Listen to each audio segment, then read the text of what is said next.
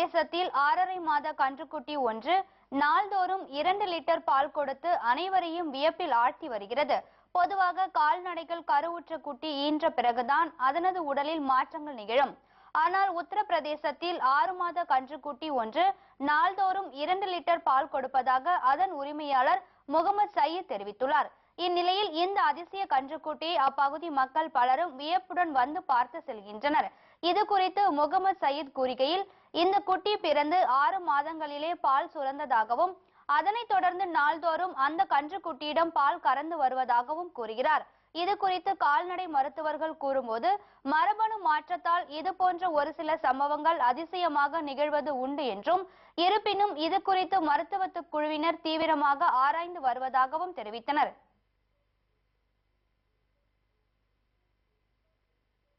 விழுப்புரம் மாவட்டம் திருக்கோவிலூரில் குளிர்சாதன பெட்டி வெடித்து சிதறியதில் 2 பெண்கள் உட்பட ஒரே குடும்பத்தைச் சேர்ந்த 3 பேர் பரிதாபமாக உயிரிழந்தனர். திருக்கோவிலூரை அடுத்த விலந்தை கிராமத்தில் அரசு ஆரம்ப பள்ளியில் தலைமை ஆசிரியராக பணியாற்றிய கந்தவேல் என்பவர் வீட்டில்தான் இந்த விபத்து ஏற்பட்டது.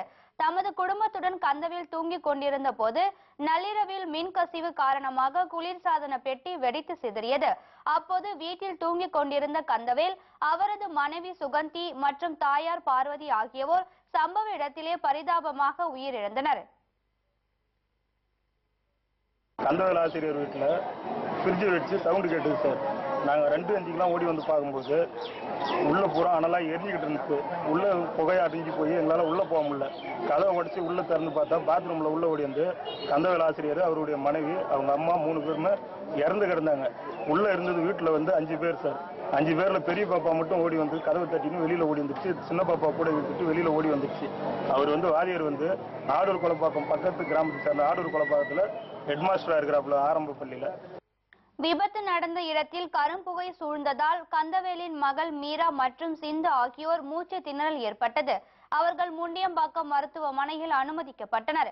உயிரிழந்த கந்தவேல், சுகந்தி மற்றும் பார்வதி ஆகியோரின் உடல்கள் பிரேத பரிசோதனைக்காக திருக்கோவிலூர் அரசு மருத்துவமனைக்கு அனுப்பி வைக்கப்பட்டது. இந்த விபத்து குறித்து மணலூர்பேட்டை காவல்துறையினர் வழக்கு பதிவு செய்து விசாரணை நடத்தி வருகின்றனர். நெல்லை அருகே கடலோர மீனவ கிராமத்தில் 2 பிரிவினரிடையே ஏற்பட்ட மோதலில் நாட்டு வெடிகுண்டுகள் வீசி தாக்குதல் நடத்தப்பட்டதில் 2 பேர் காயமடைந்துள்ள சம்பவம் பதற்றத்தை ஏற்படுத்தியுள்ளது. நெல்லை மாவட்டத்திற்குட்பட்ட கூத்தங்குழி கடற்கரையோர மீனவ கிராமத்தில் பல ஆண்டுகளாகவே 2 மீனவர்கள் 2 கோஷ்டிகளாக செயல்பட்டு வருகின்றனர். இவர்களுக்குள் அடிக்கடி மோதல் சம்பவங்களும் ஏற்பட்டு வருகின்றன. இந்நிலையில் இன்று காலையில் சுதாகர் தரப்புக்கும் சிலுவை கிட்டேரியன் தரப்புக்கும் இடையே மோதல் ஏற்பட்டது. ஒருவரை ஒருவர் உருட்டு கட்டைகளால் தாக்கிக் கொண்ட அவர்கள் நாட்டு வெடிகுண்டுகளையும் வீசியும் தாக்குதல் நடத்தினர். சுமார் 50க்கும் மேற்பட்ட நாட்டு வெடிகுண்டுகள் வீசி தாக்கப்பட்டதில் மதன், ரீகன் என்ற 2 மீனவர்கள் காயமடைந்தனர். மோதல் சம்பவத்தை தொடர்ந்து கூத்தங்குழி கிராமத்தில் அதிரடியாக நுழைந்த போலீசார் அங்குள்ள வீடுகளில் சோதனை மேற்கொண்டனர். அப்போது முட்புதரில் பதுக்கி வைக்கப்பட்டிருந்த 48 நாட்டு வெடிகுண்டுகள் சிக்கின. இது தொடர்பாக இருதயம், பிரான்ஸ் ஆகிய 2வரை கைது செய்துள்ள போலீசார் தலைமறைவாகி உள்ள 20 பேரை தேடி வருகின்றனர். கூடுங்குளம் அணு உலை அருகே உள்ள கிராமத்தில் நடைபெற்ற இந்த வெடிகுண்டு வீச்சு சம்பவம் அங்கு பதற்றத்தை ஏற்படுத்தியுள்ளது. சென்னையில் பல்வேறு இடங்களில் பெய்த பரவலான மழையால் சாலைகளில் மழைநீர் வெள்ளம் போல் ஓடியது. மாநகரின் முக்கிய பகுதிகளான பாரிமுனை, எழும்பூர், பெரம்பூர், வண்ணாரப்பேட்டை, திருவல்லிக்கேணி, சைதாப்பேட்டை, நுங்கம்பாக்கம் உள்ளிட்ட பெரும்பாலான பகுதிகளில் பரவலாக மழை பெய்தது. இரவு நேர மழையால் வாகன ஓட்டிகள் பெரும் அவதி அடைந்தனர். நகரின் பல்வேறு பகுதிகளில் கடும் போக்குவரத்து நெரிசல் ஏற்பட்டது.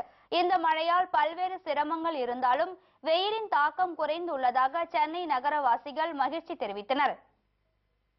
கடந்த 1 வாரமாகவே சென்னையில் வந்து ரொம்ப வெயிலாக இருந்துச்சு. இப்போ 2 நாளாக வந்து நல்லா மழை பெஞ்சிட்டு இருக்கு. இந்த மழை பெய்யறதுனால வந்து சென்னையில் வந்து கொஞ்சம் நல்லா ஹீட்டெல்லாம் வந்து கொஞ்சம் கம்மியாகுது. ஸோ அதுக்கிடையே வந்து நல்லா இது மாதிரி மழை பெஞ்சுது அப்படின்னா கொஞ்சம் சென்னையில் ஹீட்டும் கம்மியாகும், இதெல்லாம் நல்லாயிருக்கும். இதில் வந்து சின்ன ட்ராபேக் அப்படின்னா அந்த ஏரியா ஃபுல்லாக வந்து தண்ணி தேங்கி இருக்கிறதுனால ட்ரைனேஜ் ப்ராப்ளம் மட்டும் வருது. கொஞ்சம் அது மட்டும் கொஞ்சம் தவிர்த்தீங்க அப்படின்னா இன்னும் கொஞ்சம் நல்லாயிருக்கும். தமிழ்நாட்டில் கத்திரி வெயில் முடிந்து 1 மாதம் கடந்த பின்னும் வெயிலின் தாக்கம் குறையாததால் பொதுமக்கள் கடும் அவதி அடைந்திருந்தனர். இந்நிலையில் தென் மாவட்டங்களில் அவ்வப்போது மழை பெய்தாலும் வட மாவட்டங்களில் வறண்ட வானிலையே நிலவியது. ஆனால் கடந்த 28ஆம் தேதி முதல் இதில் மாற்றம் ஏற்பட்டதுடன் சென்னை உள்ளிட்ட வட மாவட்டங்களிலும் தற்போது மழை பெய்து வருகின்றது. இந்நிலையில் வெப்பச்சலனம் காரணமாக 4 நாட்களுக்கு மழை நீடிக்க வாய்ப்பு உள்ளதாக சென்னை வானிலை ஆய்வு மையம் தெரிவித்துள்ளது.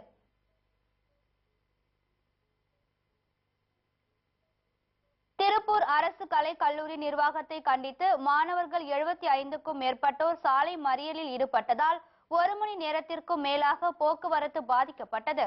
திருப்பூரில் இயங்கி வரும் சிக்கண்ணா அரசு கலை கல்லூரியில் போதிய அளவில் வகுப்பறைகள் இல்லாததால் காலை மற்றும் மாலை நேர வகுப்புகள் நடத்தப்பட்டு வருகிறது.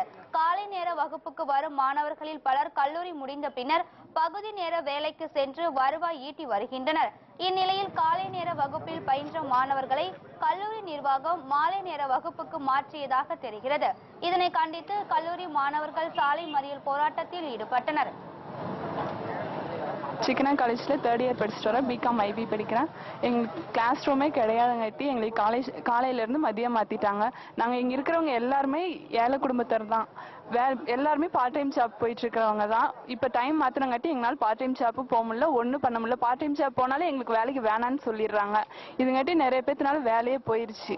எங்கள் அம்மா அப்பாங்க எல்லாரும் எங்களுக்கு கஷ்டப்பட்டு தான் படிக்க வைக்கிறாங்க. எங்களுக்கு காலையில் மாற்றி தரணும். அதுக்காண்டி தான் இங்கே ரோட்டில் உட்காந்துருக்கோம்.